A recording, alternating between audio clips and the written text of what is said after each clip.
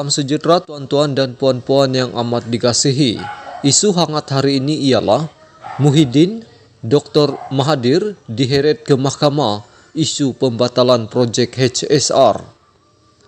Bekas Perdana Menteri Dr. Mahathir Mohamad dan Muhyiddin Yassin diheret ke mahkamah berhubung pembatalan projek kereta api berkelajuan tinggi HSR antara Malaysia dan Singapura.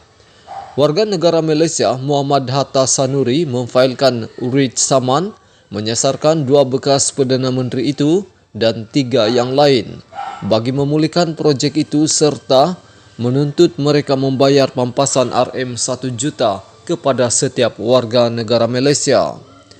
Menurut salinan kertas kausah yang difailkan di Mahkamah Tinggi di Kuala Lumpur pada 30 Disember tahun lepas, plaintiff menamakan bukan saja Mahathir dan Muhyiddin Yassin sebagai defendant pertama dan kedua tetapi turut menyenaraikan bekas menteri di Jabatan Perdana Menteri yang bertanggungjawab terhadap ekonomi Mustafa Mohamed, bekas Menteri Pengangkutan Wika Siong dan Kerajaan Malaysia sebagai defendant ketiga, keempat dan kelima.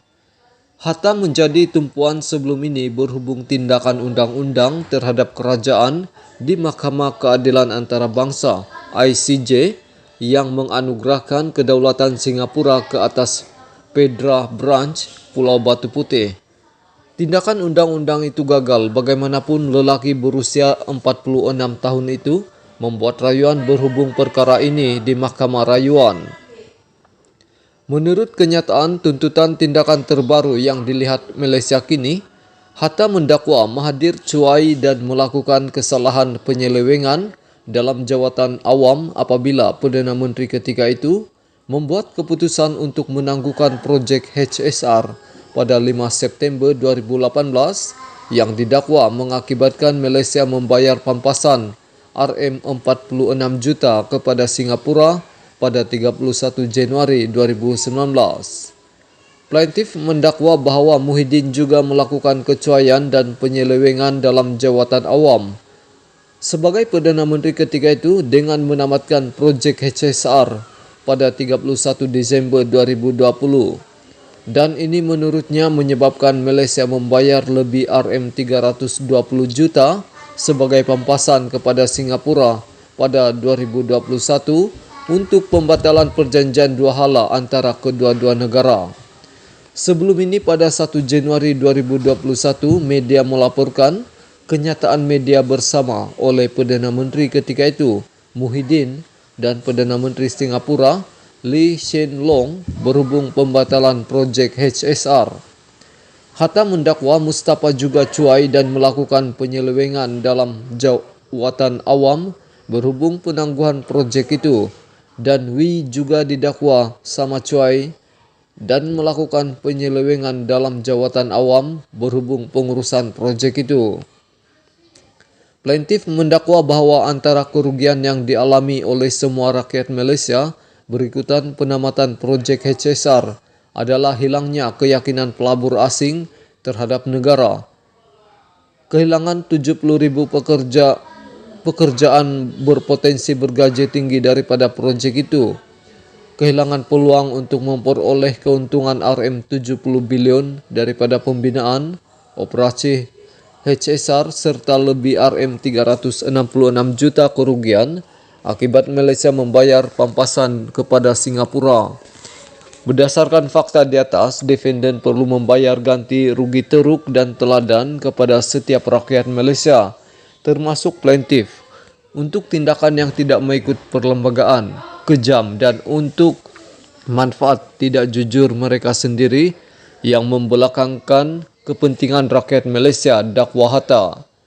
Melalui tindakan undang-undang sekarang, plaintiff memohon beberapa relief antaranya pengisytiharan untuk menarik balik pembatalan projek HSR.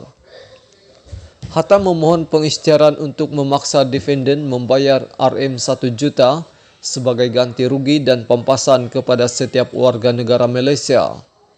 Plaintiff juga memohon perintah mahkamah untuk memaksa 5 defendant memberi penjelasan bertulis berhubung sebab penangguhan dan pembatalan projek. Menurut salinan memorandum kehadiran yang difailkan di mahkamah pada 20 Januari, Jabatan Peguam Negara telah hadir bagi pihak defenden terhadap tindakan undang-undang itu. Hatta diwakili peguam dari firma guaman Mohaji Hazuri N. Ismail. Menurut senarai kausa dalam talian, tuntutan mahkamah ditetapkan untuk pengurusan kes pada 2 Februari di Mahkamah Tinggi di Kuala Lumpur.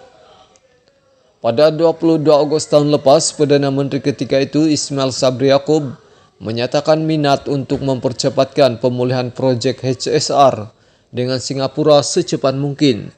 Ini berlaku selepas kenyataan yang dikeluarkan oleh rakan sejawatnya dari Singapura, Lee, pada 29 November 2021 yang berkata dia terbuka kepada idea cadangan projek baru.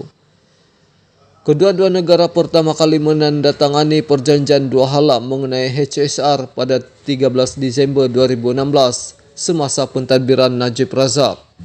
Projek bernilai RM110 bilion yang melibatkan pembangunan sepanjang 350 km itu bertujuan memendekkan masa perjalanan dari Kuala Lumpur ke Singapura kepada hanya 90 menit.